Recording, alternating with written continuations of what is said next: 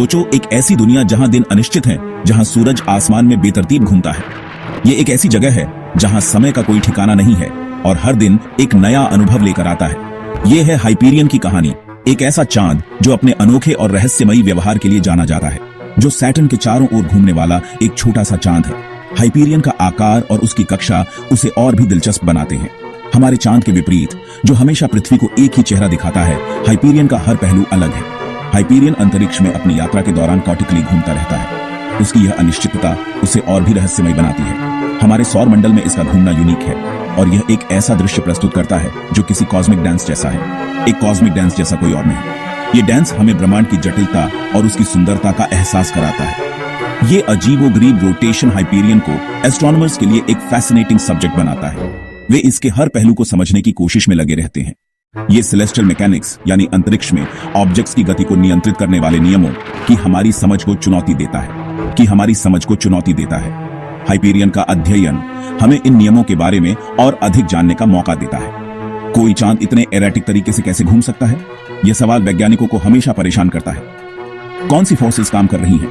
क्या यह gravitational interactions का परिणाम है या कुछ और?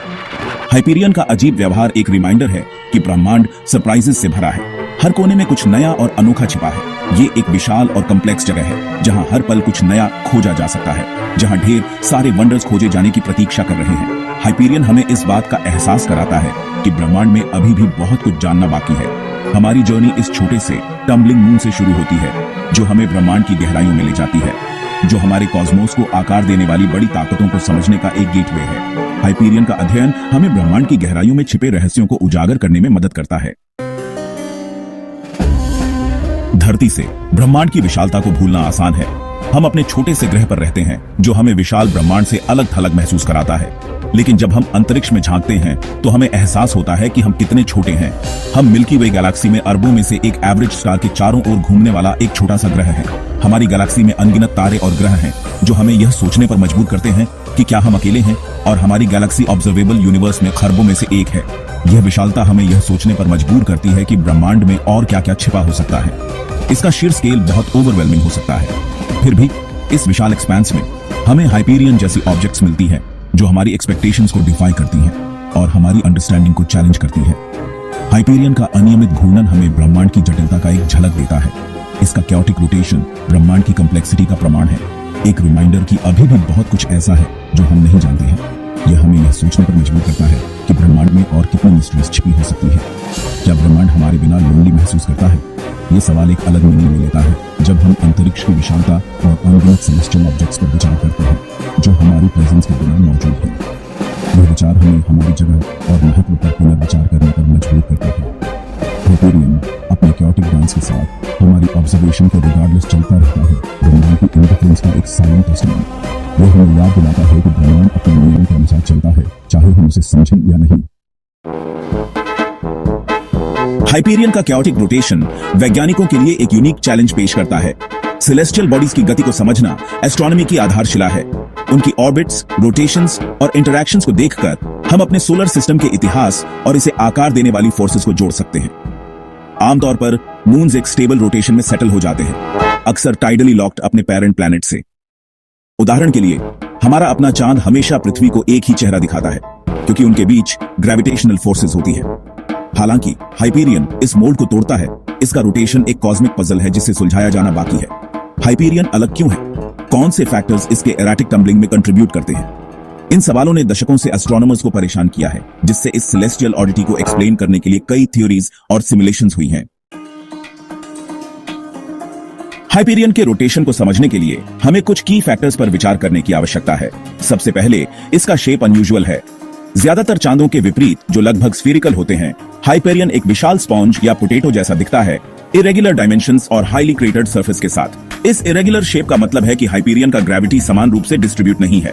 चांद के अलग अलग हिस्से सैटर्न और उसके अन्य चांदों पर अलग अलग ग्रेविटेशनल पुल्स लगाते हैं। ये अनइवन ग्रेविटेशनल टग हाइपेरियन के कैओटिक रोटेशन के पीछे मुख्य कारणों में से एक है। दूसरा, हाइपेरियन का ऑर्बिट हाईली इलिप्टिकल है। इसका मतलब है कि इसकी सैटर्न से डिस्टेंस इसके ऑर्बिटल पीरियड के दौरान काफी वेरी करती है।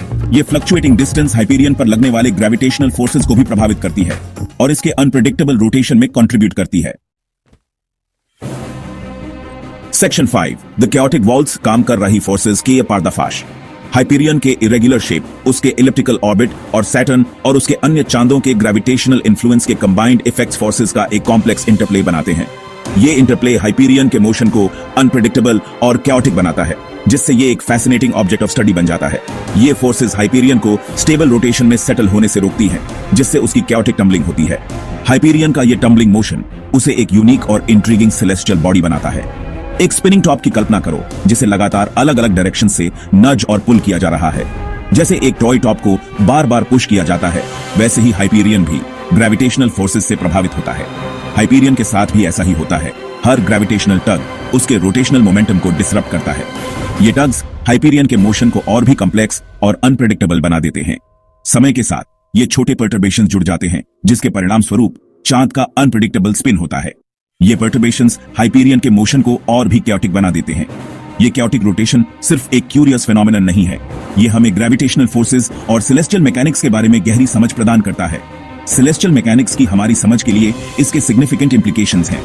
ये हमें बताता है कि कैसे ग्रेविटेशनल फोर्सेस कॉम्प्लेक्स सिस्टम्स में इंटरैक्ट करती हैं। हाइपीरियन हमारे सोलर सिस्टम में कॉम्प्लेक्स ग्रेविटेशनल इंटरैक्शंस का अध्ययन करने के लिए एक नेचुरल लैबोरेटरी के रूप में काम करता है।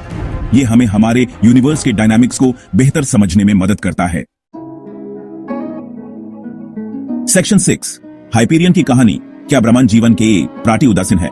हाइपीरियन का कैओटिक डांस, जो नेकेड आई से इनविजिबल है, ब्रह्मांड में हमारी जगह के बारे में इंट्रिगिंग क्वेश्चंस उठाता है। क्या ब्रह्मांड अपनी विशालता और कॉम्प्लेक्सिटी में जीवन की प्रेजेंस की परवाह करता है? क्या यह हमारे बिना लोनली महसूस करता है? ब्रह्मांड अपने नियमों के अनुसार ऑपरेट करता है, ऑब्जर्वर्स की प्रेजेंस के प्रति इंडिफरेंट। हाइपीरियन का रोटेशन, ग्रेविटी और सेलेस्टियल मैकेनिक्स द्वारा governed, regardless of whether we were here to witness it, continue रहेगा। ये रियलाइजेशन हम्बलिंग और लिबरेटिंग दोनों हो सकता है। यह हमें याद दिलाता है कि हम खुद से कहीं ज्यादा ग्रैंडर चीज का एक छोटा सा हिस्सा है, एक ऐसा ब्रह्मांड जो अभी तक खोजे जाने वाले वंडर से भरा है। Section 7 the cosmic perspective. Grand scheme में हमारी जगह। ब्रह्मांड भले ही हमारी प्रेजेंस के प्रति इंडिफरेंट हो, वंडर और एक्सप्लोरेशन के लिए हमारी कैपेसिटी ही इसे मीनिंग देती है।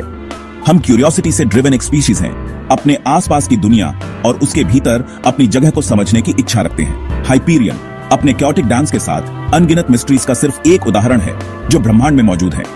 हर नई डिस्कवरी, कॉस्मिक पजल का हर पीस जिसे हम सॉल्व करते हैं, इस ग्रैंड ओ इंस्पायरिंग रियलिटी की हमारी समझ को बढ़ाता है जिसमें हम रहते हैं। सबसे छोटे पार्टिकल से लेकर ब्रह्मांड की सबसे बड़ी स्ट्रक्चर्स तक सब कुछ इंटरकनेक्टेड है। अंतरिक्ष की हमारी एक्सप्लोरेशन सिर्फ अन्य लाइफ फॉर्म्स या हैबिटेबल प्लैनेट्स को ढूंढने के बारे में नहीं है, यह ब्रह्मांड के सीक्रेट्स और उसके भीतर हमारी जगह को अनरैवल करने के बारे में है। सेक्शन 8 खोज का निमंत्रण, ब्राह्मण के राजों का पर्दाफाश। अगली बार जब आप रात के आसमान की ओर देखें तो उन ट्विंकलिंग पॉइंट्स ऑफ लाइट के भीतर छिपे अनगिनत वंडर्स के बारे में सोचें। हाइपीरियन को याद रखें, सैटर्न के चारों ओर कैओटिकली घूमने वाला छोटा सा चांद। यह एक रिमाइंडर के रूप में कार्य करता है कि ब्रह्मांड सरप्राइजेस से भरा है, जहां ब्यूटी और कॉम्प्लेक्सिटी खोजे जाने की प्रतीक्षा कर रही है। एक्सप्लोरेशन की हमारी जर्नी अभी खत्म नहीं हुई है। अभी भी अनगिनत मिस्ट्रीज को अनरैवल करना है, नई दुनियाओं को डिस्कवर करना है और ब्रह्मांड की डीपर अंडरस्टैंडिंग को अचीव करना है। इसलिए ऊपर देखते रहें, क्वेश्चंस पूछते रहें और वंडर की अपनी सेंस को कभी न खोएं। ब्रह्मांड विशाल है और सीक्रेट्स से भरा है और इसकी डेप्थ्स को एक्सप्लोर करना और इसके मिस्ट्रीज को अनरैवल करना हम पर निर्भर है।